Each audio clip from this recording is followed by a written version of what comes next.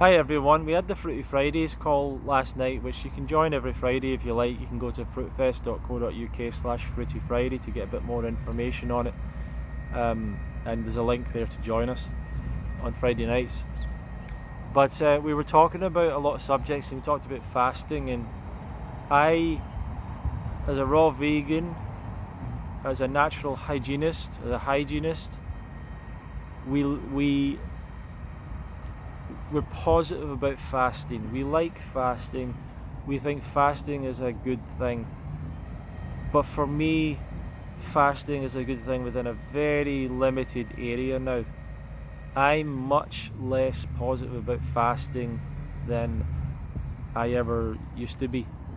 And I think the thing is, just thinking about it now, people get so interested in fasting so quickly and want to start trying it out. And it's weird because when I first told someone, before I was ever raw vegan, I think I did a 1 day fast years and years and years ago.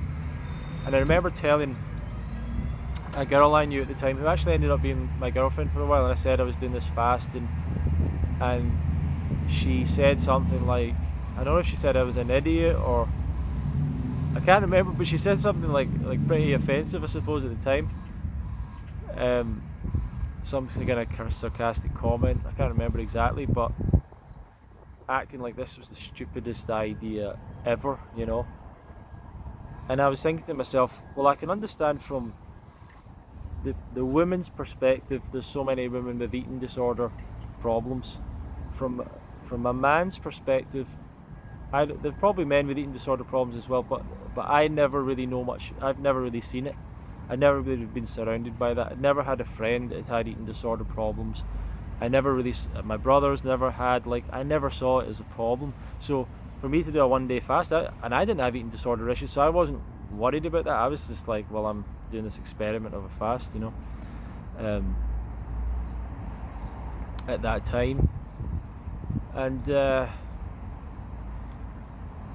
I guess it made me think, well, people are actually quite negative about fasting, and most people are. Like, most people in the public, uh, I've suggested it to my family members a number of times. Like, I have suggested that people do a fast because I don't think that they're even ready to make any change to their diet, right? So for people like that, I think, well, why not try just not eating for a while? Like, just, it's a chance to rest, and you know, if they're determined to not make the change to their diet, then at least they get a break from it. So I've mentioned that to people and as a concept, but I don't think anyone I know has ever tried it. Um, but when it comes to the raw vegan movement, there are people that come into it and very quickly embrace fasting, and very quickly go dive right into it on their own with no help, unsupervised, and start to just experiment with these things. And it worries me because it can be dangerous, it can be negative. And here's the thing that I figured about fasting, and this is something I've seen a lot: is people fast and then they come off their fast and they go right back to the bad lifestyle they previously had. A lot of people think if I fast, I'm going to get rid of my problems. It's going to change me, clear me out, detox all the bad cravings. And people have this mistake that your cravings are, bacterias or parasites. That's not what cravings are, as far as I'm concerned. But you're going to fast all this away. You're going to fast away all your traumas. No, that's not going to happen either. Um, so people have mistaken ideas, I think, about fasting, and over expect, have high expectations, overestimations about the benefits that will come with fasting. And that's not to say it's not a good thing in certain situations done safely, but for many people, for some people, they're going to take it too far.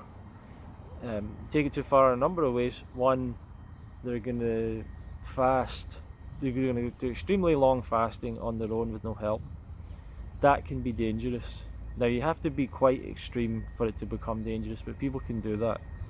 Or that they turn fasting into a regular part of their life. And I don't think that's as dangerous. Like, if you do fasting once a week or once a month, you don't eat for a day, or you do every few months you do fast. Like it's not that dangerous. It's just like it's probably not going to get you towards your goals, your health goals. The other aspect that's bad about fasting is that people, sometimes people are doing it for weight loss, and they won't really admit that. A lot of people don't admit that they're changing their diet for weight loss reasons, but certainly with fasting, people won't admit that. But that's a part of it. That's for sure a part of it. And by the way, there's a lot of people that they can't really get their lifestyle right, and they start to put on weight and then they fast. It's very bad habit for you to get into, that if you start to put on weight you fast. But people get so, weight really creeps up on people slowly and they don't realise it, and all of a sudden they're overweight, and then they can't handle it and they try and fast to get it all away quickly. It's not a good way of doing things. Unfortunately, the discipline required for weight loss is unfortunately like the opposite of what most people of the way that most people are approaching food, that makes them gain weight. So you have to really shift around like who you are and how you approach food to lose weight properly and keep it off. And the keeping it off is the actual art of it. Well, it's both are difficult. Losing the weight's difficult, but keeping it off is like an art, you know. It's changing your lifestyle. It's the ability to change your lifestyle. So these are some of the issues I have with fasting, and that people go to extremes with it. I do it all the time, and you know what, I really don't like this other thing, is that fasting is connected with a spiritual practice. Fasting is not a spiritual practice. Fasting is a physical practice, for sure. Fasting is a practice of allowing the body, the physical body, to heal. And I'm personally not convinced that there is any emotional development, spiritual development that happens as a result of a fast. I'm personally not convinced of that. And you can say, well, you're not gone long enough, and you've not done this, and yeah, I get that, but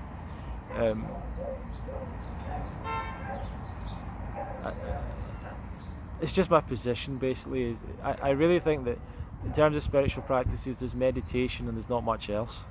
Like that is the it's kind of like with health. To improve your health, diet is like the main thing. By far the main thing. Diet's the main thing. It's the main thing that people get wrong. Like if no one was sleeping, lying dead, sleep would be the main thing, but everyone's sleeping, so diet, or if everyone was like living in sub-zero temperatures all the time, then yeah. But people don't do that because we naturally go towards health, but the one thing where we're getting it wrong is our diet, because our reward centers of our brain have been overcome by unnatural foods. So we eat badly. In health, diet is really the main thing. In spirituality development, meditation's the main thing. Like, and there's all these hundreds of other things you can try out. There's little beads you can have. There's mantras and little chants you can do. You can put special clothes on and a little hat and go in front of a teacher and do certain standing positions and take drugs and take plant medicines, and there's all these things you can do, and these are all ways of like avoiding the fact that it's basically about sitting down, closing your eyes and breathing in and out. Like that's spiritual development. That is the exercise. Same way as like if you want to get better at running, I suppose you can buy books and wear clothes and listen to interviews and podcasts and take certain nutrition supplements and take even performance enhancing drugs. There's all these things around running, but actually to improve as a runner you got to run. Actually to improve in your spirituality you actually have to work on You have to work. You have to meditate essentially. And in every other area of life, there's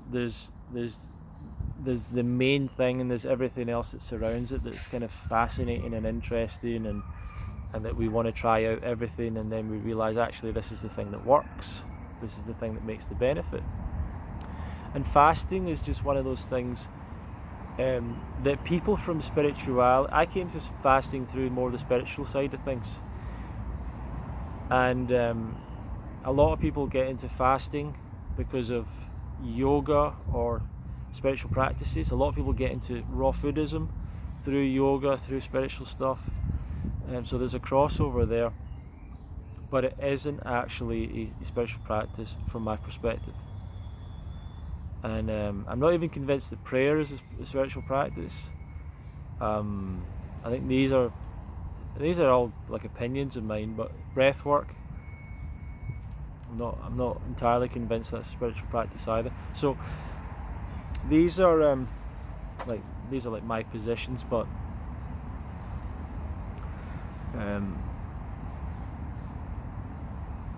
I say they're not spiritual practices because they're still really trying to involve the body and physical processes, and whereas meditation is essentially closing your eyes, quieting yourself, relaxing the body, sitting still, and allowing that process to happen. So if you're breathing, if you're doing all these, if you're fasting, if you're doing all these things, you're having an impact on the body, but whether that has an impact on the spirit, I don't know. But this is a whole different other topic, right? People go to extremes with fasting. They connect it with spirituality. They want to do the Jesus fast, the 40 days.